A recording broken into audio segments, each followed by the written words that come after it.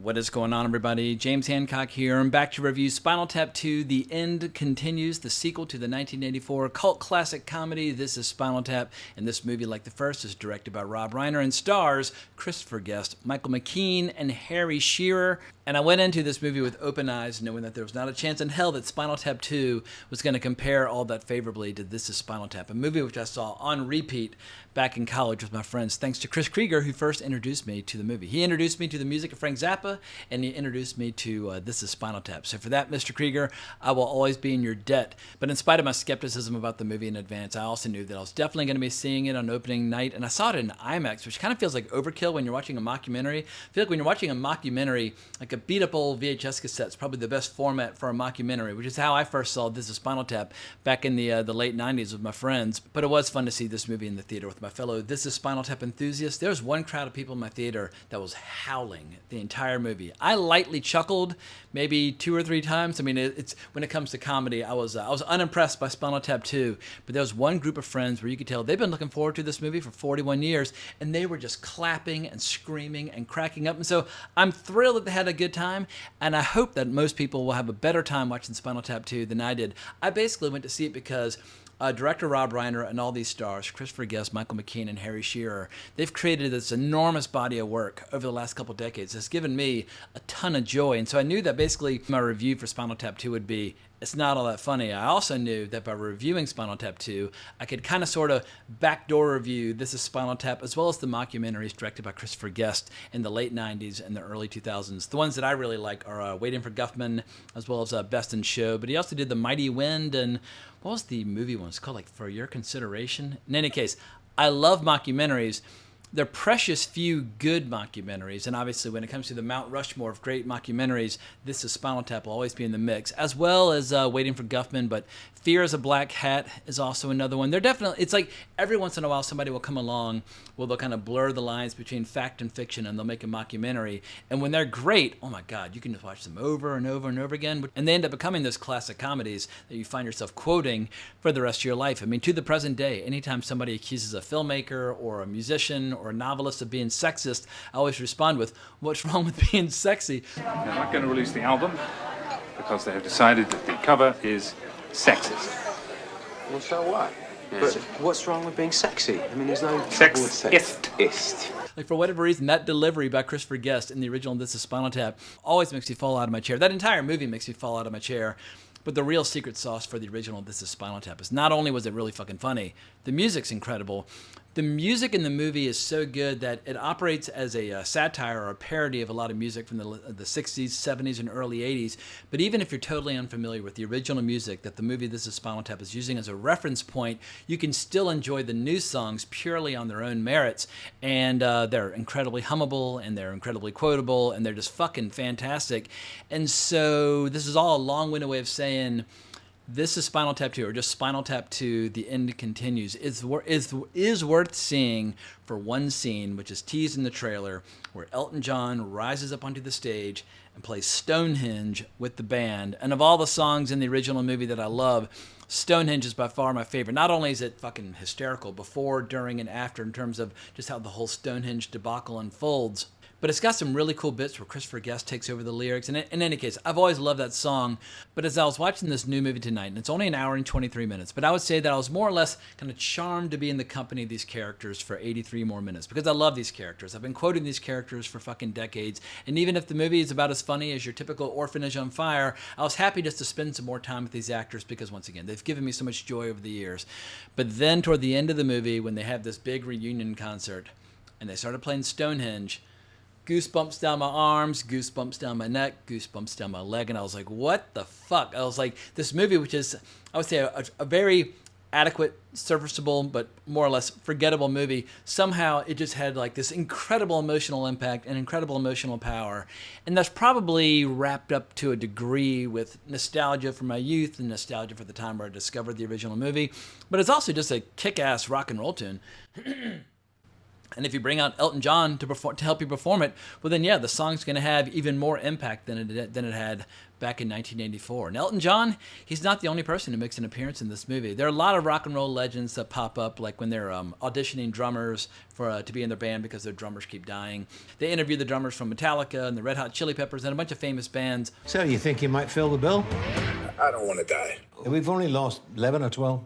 11 drummers. But the best cameo by far is when Sir Paul McCartney himself shows up for one of the rehearsals for their upcoming show, and he's basically watching all the typical kind of bickering and infighting that characterizes Spinal Tap, and he asks if he can come in and offer them a few notes. And they immediately start getting pissy with him as well. It's like, here you have one of the two surviving members of the Beatles, you know, like rock and roll royalty, offering a few suggestions on how to fix a song, and immediately the Spinal Tap infighting and bickering extends to Paul McCartney as well. So the movie is not without its merits, the movie is not without its charms, but just anytime you make a sequel to a movie that people have been quoting for decades, well then it's highly likely that you're going to come up short. But if you're a massive Spinal Tap fanatic, of course you're going to see this movie. You got to see this movie just to see where are they now. And the official description of the plot from IMDb is, the band reunite after a 15-year break for one final concert. And that's one of the few elements of the movie that you might vaguely describe as a plot. What drove them apart 15 years ago, and why are they getting back together now? But I think the main problem with this movie and why it doesn't quite work is that while the original movie was a mockumentary and every single scene was played for laughs, from the very first frame of film to the very last frame of film, that movie was a comedy. Even during scenes where it seemed to be going for some sincerity, at the end of a long, sincere scene, it would turn into a joke, like the Lick My Love Pump joke. You know, very much like I'm really influenced by Mozart and Bach, and it's sort of in between though. It's like a Mach piece, really. What do you call this? Well, this piece is called Lick My Love Pump. The problem now with this new movie is that it's become very earnest and very sincere and very nostalgic. And I get it. Everybody working on this movie, they've got tons of shared history. They've been working together for a very long time. And I'm sure it was an absolute blast to be on the set, just hanging out with all these legends and trying to cook up some new jokes and some new songs and that sort of thing. But they let their nostalgia for what they accomplished decades ago get the better of them, and they kind of forgot the main purpose of these movies. And the main purpose of Spinal Tap is to make people laugh. We can enjoy the tunes, and we can rock out to the tunes, and we can love the tunes, but in the end, this is Spinal Tap is a comedy. And it's one of those comedies that's endlessly rewarding due to all these weird little details that are scattered throughout it. Or even some of these details are just flat out disgusting. Like when you're watching the debate or the controversy over the smell of the glove cover, and they're zooming in on these close-ups, and you're seeing all these disgusting like cold sores and fever blisters all over the lips of the band. You're like, oh my God. Who have they been kissing? Like, what have they been doing with their lips in their spare time? And how come they're all suffering from the same affliction? Or when they're playing at the military base and they bump into Fred Willard, who obviously is incredible in Spinal Tap as well as in Best in Show and Waiting for Guffman. But when he says that they need to go on stage around like 1900 hours, and I think Harry Shearer's like, so is that in like 500 hours? And there's just so many great lines scattered throughout. Once again, it's one of those comedies where every single scene is played for laughs. There's never a moment where the movie like starts to take itself seriously or the characters start feeling sorry for themselves. Like obviously at one point the band breaks up, but then it lasts like 5 seconds, and then they get back together and they're rocking out on stage again, and it's incredible. Spinal Tap II doesn't quite know what it is. It almost seems to be trying to pretend as if Spinal Tap is an actual real band. And of course, over the years, Guest, McKean, and Shearer have reunited many times for concerts, and people show up in droves, but those droves show up because they love the original movie. If Spinal Tap had never been part of a movie or a mockumentary, and they'd just been a band in isolation, they would not be selling out concerts or having reunion tours and that sort of thing. So I think it was important for this new movie to remember, like, where does all that joy and love and affection and devotion come from? And they kind of lost sight of that, but you know what? At this point, who cares? I've seen the first one so many times and laughed so hard and had so much fun in bars over the years or at parties over the years, quoting it with friends and family members, that I'm more or less willing to give everybody involved with this movie kind of a pass for delivering a subpar movie. And I'm not even trying to argue that Spinal Tap 2 is a bad movie. I'm just trying to argue that it's not a funny movie, and it's definitely not a funny movie in comparison to some of the previous movies made by these filmmakers, because I saw Waiting for Guffman in the theater, I saw Best in Show in the theater, and people were losing their goddamn minds. And obviously that style of mockumentary comedy and that kind of stock company of actors, it's a very specific flavor of comedy, but for people who like that style of comedy, oh my God. I mean, like Fred Willard and all of his goddamn lines throughout. Penis reduction, which there aren't many. You're going to say I never heard of that because there haven't been many cases. I said, Ron, do something. And he said, why don't you get one of those vagina Oh, enlargements? dear, can we have some coffee over here? I mean, just everybody involved in those movies was so goddamn funny from top to bottom, whether you're talking about Parker Posey or Eugene Levy or whomever, or even completely random scenes with random characters that you never see again, like when a little old man is auditioning for the play and announces that he's going to be performing a scene from Raging Bull. I'm going to do a scene from the movie Raging Bull. You fucked my wife? What? You fucked my wife? How can you ask me a question like that? How can you ask me? I'm your brother and you ask me that? Where do you get the balls big enough to ask me that? That's the kind of comedy that people remember for the rest of their lives. But speaking of comedy, a strange thing happened before this movie. I almost never see trailers in the theater that I haven't already seen many times over, because I've got all my little subscriptions on YouTube which show me when certain trailers are dropping. And if a trailer's good, I end up watching it several times before I see it in the theater. But there was a trailer for a comedy which I hadn't even heard of before Spinal Tap II. It hasn't even been posted yet on YouTube, but it's called Fuck 'em Hall, or Fuck 'em Hall, but pronounced Fuck 'em All. It's a British comedy, and just in the trailer, like in 2.5 minutes, I must have cracked up like 7 or 8 times, like cracked up hard, like losing my shit. The audience was going crazy. It's an upcoming British period comedy directed by Jim O'Hanlon, and it was written by comedian Jimmy Carr, who I'm largely unfamiliar with. But if the crowd's reaction is any indication, this could potentially be a monster comedy when it comes out. Like right now, the release date's not even confirmed for December this year. That trailer needs to go ahead and drop because I want to watch it many times over. But it basically asks the question, like, what if you tried to do Downton Abbey as a comedy, and like a really raunchy, disgusting, perverted comedy that is totally, completely inappropriate in every way, shape, or form. And I would say that it's one of the best trailers that I've seen like in the last 5, maybe 10 years, because I'm so unaccustomed to laughing uproariously during the trailers to a movie when I'm watching all the stupid AMC commercials and the stupid Nicole Kidman bit that I've seen 100 million times.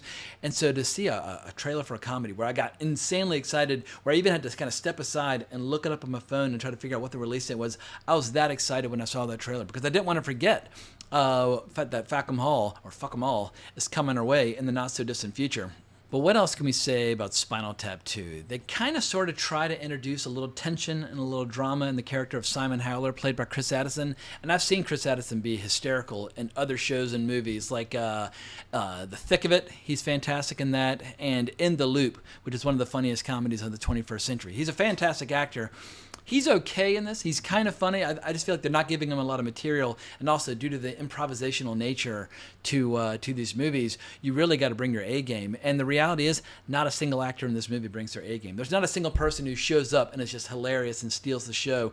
And I feel like if you're going to make a funny movie, everybody needs to step up. Like even with Christopher Guest's later mockumentaries, you could see that the wheels were kind of flying off the cart. And even though he would line up these incredible casts, they just couldn't make the magic happen like they once did. And I don't know what the secret is to creating an environment where improvisational comedy can thrive, but you can definitely tell immediately when it's flowing and when it's not. Not to be profound or anything, and it would be a first time for me. But if I wanted to be more charitable toward this new movie, I guess if it reignites interest in This Is Spinal Tap, and even one new person on planet Earth ends up discovering This Is Spinal Tap and falling in love with it and learning the songs and quoting it to their friends, well, then I can regard the Spinal Tap II experiment as a net positive. But the reality is, Rob Reiner, he just isn't a very funny director anymore. There was a time where Rob Reiner was just a goddamn superstar director. Like, if you look back at his career from basically 1984 through like 1992, it's kind of astonishing just how many crowd-pleasing movies he made in a row. Whereas like these days, he's mostly known as like being like a blowhard, talking about politics on talk shows and that sort of thing. But when I was a kid, back in the good old days, I didn't see This Is Spinal Tap when it first came out, but I sure as shit saw Stand By Me 1 billion times. I mean, I don't know how many times I saw Stand By Me, but it was a fucking Hall of Fame movie from that period, and so I owe Rob Reiner a debt of gratitude there. The Princess Bride in 1987, the following year, that was the second date that I ever went on, and like, you want to talk about like young love, I was in 5th grade going to see The Princess Bride with my girlfriend at the time, and it was just an absolute, it was just a home run fantasy classic, which I also saw more times than I can count. I'm not the world's biggest fan about When Harry Met Sally, but I do find it enjoyable. But I know that there are a lot of people where it's like one of their all-time favorite comedies. It's just not one of my all-time favorite comedies. I prefer a comedy with a little bit more of an edge to it as opposed to that kind of sentimental sweetness. But then in 1990, Rob Reiner gave us Misery, one of the best Stephen King adaptations ever made. It's a really good adaptation of that novel, and a lot of that credit obviously goes to screenwriter William Goldman, but in the end, it's the director who has to stage the production, and Rob Reiner just knocked it out of the park. And then A Few Good Men in 1992, yet another just grand slam home run. It was just an absolute blast. Jack Nicholson was on fire, Demi Moore great, Tom Cruise is fantastic. So there was a period where Rob Reiner was just a legitimate superstar director, and over time, he seems to have either lost his chops or just lost interest. And if he has more fun going on Bill Maher's, like Real Time with Bill Maher and ranting and raving about Donald Trump and that sort of thing, more power to him. He's earned the right to do whatever the hell he likes with his life. I just, I don't need to or feel compelled to like his political commentary as much as I do movies like Spinal Tap or Stand By Me or The Princess Bride. And speaking of The Princess Bride, that was my first exposure to the legendary Christopher Guest as the six-fingered man. And when it was pointed out to me that Nigel was the same actor as the actor who played the six-fingered man at that time, I mean, like the top of my skull about blew off like an atomic bomb had just gone off. I was just floored by the fact that somebody can play such a charismatic but evil, just diabolical villain, as well as this absolutely just devilishly confused guitar player who was so talented but so befuddled at the same time. Look, there's a little problem with the, look, this miniature bread. It's like, I've been working with this now for about half an hour. And so his range just between those two movies, obviously, that there's a connective tissue of Rob Reiner, but Christopher Guest just absolutely just knocked it out of the park with both of those movies, which he has done on many occasions, whether you're talking about Best in Show or Waiting for Guffman or whatever the case might be. But I love Christopher Guest. I used to be able to name every nut that there was, and that used to drive my mother crazy because she used to say, Harlan Pepper, if you don't stop naming nuts. But he has earned his place in the Comedy Hall of Fame many, many times over, as has Harry Shearer, as well as Michael McKean. I mean, both these guys are incredible. Harry Shearer, I mean, I don't know how many voices he contributed to The Simpsons over the year, but it's a ton. Or his bits in Saturday Night Live when he and Martin Short did their sketch about men's synchronized swimming. I mean, oh my God. I don't even know if you can find that anymore because now it's considered kind of insensitive to some people. But it's a really, really funny fucking sketch. And Harry Shearer, goddamn, that voice of his, even in like bit parts and things like Wayne's World 2, he's incredible. And of course, Michael McKean, well, he's been acting for a billion years recently. He did some really good stuff as the brother in Better Call Saul, and he just stole the show many, many times over as the character of Chuck McGill. Loved him in Better Call Saul, and I think that's one of the best TV shows of the last decade. But I can't remember a time in my life where I wasn't enjoying the performances of Michael McKean because way back in the day, but in the days before I even had fucking cable, I was watching him on Laverne and Shirley. And Laverne and Shirley, I haven't seen an episode of Laverne and Shirley in 40 plus years, but I do remember Michael McKean on that show. Now I don't want to get too lost in nostalgia, but obviously when it comes to Spinal Tap II, that is what it is capitalizing on. That is what it is almost kind of preying upon. Like every single person who's ever loved the Beatles at any point over the last like 63 years, if they see Paul McCartney in the trailer, they think, oh, well, maybe I'll take it for a spin. And from basically age 10 to about age 20, I don't think a day went by where I didn't listen to the Beatles. I was just a genuine Beatles fanatic. It ignited my interest in older music and the British invasion and all that kind of stuff. So yeah, I love seeing Paul McCartney. And so I will acknowledge I did feel waves of nostalgia throughout this movie. I just didn't feel waves of laughter. And in the end, if you're making a sequel to Spinal Tap, laughter is what it's all about. So stick with the original movie. Stick with Waiting for Guffman. Stick with Best in Show. Stick with a million other things that that all these legends have been a part of. But if you really want to spend just a little bit more time in the company of Nigel Tufnell, David St. Hubbins, and Derek Smalls, well then, this movie's got your name written all over it. It's 82 minutes of pleasant movie going without ever actually managing to be an exceptional movie in any way, shape, or form. Apart from that one scene where Elton John performs Stonehenge, and that kicked much ass. But I think that's all I've got to say about this movie for now. So let me know what you think down in the comments below. And if you enjoyed this sentimental journey through pop culture history, consider liking, subscribing, and hitting that notification bell. I would greatly appreciate it. But I hope everybody has a great weekend. But more importantly, as always, onwards and upwards.